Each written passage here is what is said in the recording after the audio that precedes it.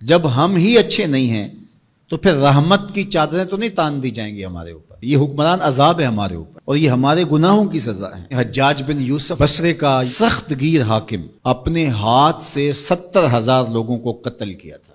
90,000 لوگ اس کے حکم سے کٹے تھے. حضرت حسن بصری رضی اللہ تعالیٰ عنہ فرمایا کرتے تھے اگر پچھلی امتوں کے لوگ اپنے سارے ظالموں کو لے آئیں اور ایک پلڑے میں ڈال دیں، ہم صرف حجاج بن یوسف کو دوسرے پلڑے میں ڈال دیں گے، یہ پھر بھی بھاری ہوگا. صحابی رسول کو سین حرم میں ذبح کیا شخص، بہت ظالم شخص.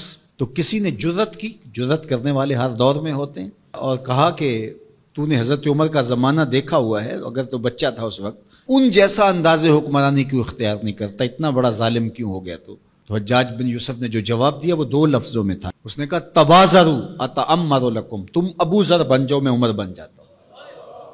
جب عوام اچھی نہیں ہوگی تو پھر یہی اوپر ہوگا. جب میں کہتا ہوں الہی میرے احوال دیکھ، حکم ہوتا ہے اپنا نامہ اعمال دیکھ. اور ایک روایت میں ہے اعمالکم امالکم، تمہارے اعمال ہی تمہارے امال ہیں، جس طرح کے عمل ہوں گے اس طرح تمہارے اوپر مسلط کر دیے جائیں گے. بندہ سمجھتا ہے کہ یہ آ جائے گا تو شاید یہ اچھا ہوگا، یہ آ جائے گا تو شاید یہ اچھا ہوگا. ایسے کافی دیر پہلے ایک حکومت گئی، پھر اس کی بعد دوسری آئی، تو وہ کوئی صحافی تھے تو مجھے کہنے لگے کہ آپ کیا اس پر کہتے ہیں؟ تو میں نے کہا کہ ہم نے پھولوں کی آرزو کی تھی، آنکھوں میں موتیا اتر آیا. تو یہی ہوتا ہے، جب تک ہم خود اپنے آپ کو صحیح نہیں کرنا چاہیں گے اتنی دیر تک کچھ بھی نہیں ہوگا. اور دوسری طرف یہ جو نظام ہے اس وقت ہمارے اوپر مسلط، ہم با دل نخواستہ قبول کیے ہوئے ہیں، اور یہ مشق تھی کہ چلو اس کے ذریعے سے کوئی بہتری کا راستہ نکلے، لیکن 70 سال سے وہ کولو کے بیل کی طرح وہی مشق ہو رہی ہے. سیاستدانوں کو تو یہ مسئلہ ہے کہ جمہوریت بڑی مقدس ہوتی ہے، ہمیں تو کوئی مسئلہ نہیں ہے کہ ہم اس کے قصیدے پڑھتے پھریں. جمہوریت ہے کیا؟ اقبال نے کہا تھا کہ یہ راز ایک مرد فرنگی نے کیا فاش، ہر چند کے دانا اسے کھولا نہیں کرتے. جمہوریت ایک طرز حکومت ہے جس میں بندوں کو گنا کرتے ہیں، تولا نہیں کرتے. چاہے ایک طرف 100 گدھے ہو جائیں اور دوسری طرف جو ہیں وہ سمجھدار ترین علماء ایک طرف ہوں تو وہ گدھوں کی بات مانی جائے گی. جمہوریت تو یہی ہے نا. اور ہم صرف ملک کے معاملات کے اندر جمہوریت کی رٹ لگاتے ہیں، باقی معاملات کے اندر ہم نے کبھی جمہوریت نہیں دیکھی. جب بیٹے کا رشتہ کرنے لگتے ہیں تو گھر کے افراد کو بلا کے، رشتہ داروں کو بلا کے ووٹنگ کرواتے ہیں، یا صرف گھر کے 5-4 وہی جو صاحب رائے لوگ ہوتے ہیں وہی بیٹھ کے فیصلہ کرتے ہیں. میں اپنے اس ادارے کے اندر جو فیصلہ کرتا ہوں ووٹنگ تو نہیں کرواتا. آپ اپنی فیکٹری کے اندر جو فیصلے کر رہے ہوتے ہیں تو وہاں ووٹنگ تو نہیں کروا رہے ہوتے لوگوں کو. آپ جو بھی معاملات زندگی کے چلا رہے ہیں، رشتے کرتے ہیں بچوں کے، فیصلے کرتے ہیں، کوئی چیز خریدنی ہے، کوئی چیز بیچنی ہے، اس شعبے کے ماہرین کو بلا کے رائے لیتے ہیں، سمجھدار لوگوں کو بٹھا کر کے. اس وقت آپ کی کچن کیبنٹ بھی ہوتی ہے، سب کچھ ہوتا ہے اس وقت. اور یہ ملک اس قدر بے توقیر ہے کہ یہاں آپ اس شخص کی رائے لے رہے ہو کہ جو بریانی کی پلیٹ کے اوپر بک رہا ہے، اور آپ کہہ رہے ہیں کہ اس ووٹ کو بھی عزت ہونی چاہیے، اس کو بھی وقار ہونا چاہیے. کیا بات ہوئی آپ کی؟ ہماری تقدیر اگر بدل سکتا ہے تو وہ نظام محمد صلی اللہ علیہ وسلم بدل سکتا ہے. نظام خلافت ہماری تقدیر بدل سکتا ہے. ہم مشق کرتے رہیں، جو بھی کرتے رہیں، کچھ نہیں ہونے والا. ماضی میں کتنی حکومتیں آئیں، بدلی، اب ایک حکومت آئی، اب یہ بھی شاید جانے والی ہے، قصہ تمام ہونے والا ہے. پھر اس کے بعد کیا ہوگا؟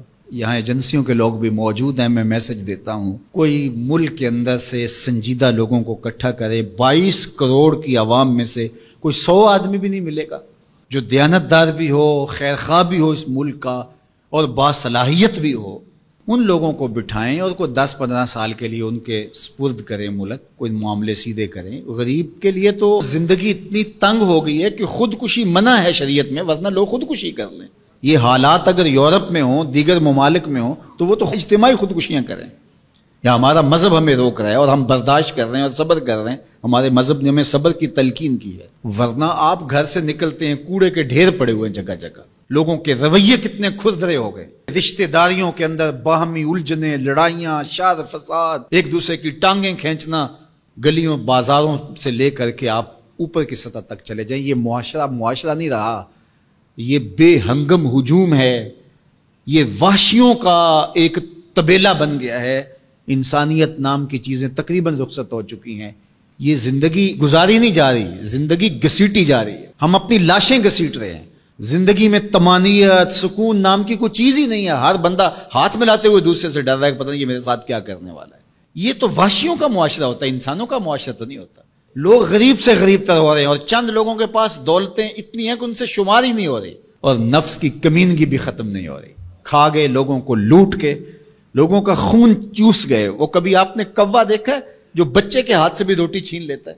یہ ہمارے جو بچے ابھی پیدا ہونے والے ہیں ان سے بھی روٹی چھین چکے ہیں, اور آگے ان کی نسلیں ہماری آنے والی نسلوں کی روٹی چھیننے کی تیاریاں کر رہی ہیں. تو ہمیں اپنے آپ کو صحیح کرنا ہوگا, اور میں مشورہ دیتا ہوں میری یہ باتیں ضرور پہنچائیں کہ خدا را رحم کیجئے. جو اپنے بند کمروں میں بیٹھے انہیں نہیں پتا کہ لوگ کس طرح سسک سسک کے زندگی گزار رہے ہیں, کیا اذیت ناک زندگی ہے لوگوں کی. تو اس لیے خدا را اس ملک پر رحم کھائیں. جن کے پاس قوت نافذہ ہے وہ ضرور اس کو استعمال کریں, اور کوئی ایسا فیصلہ کیجئے کہ جو یہ پج مردہ معاشرہ پھر سے جی اٹھے, اور وہ ایک ہی راستہ ہے, اور وہ راستہ میرے حضور کا دیا ہوا راستہ ہے.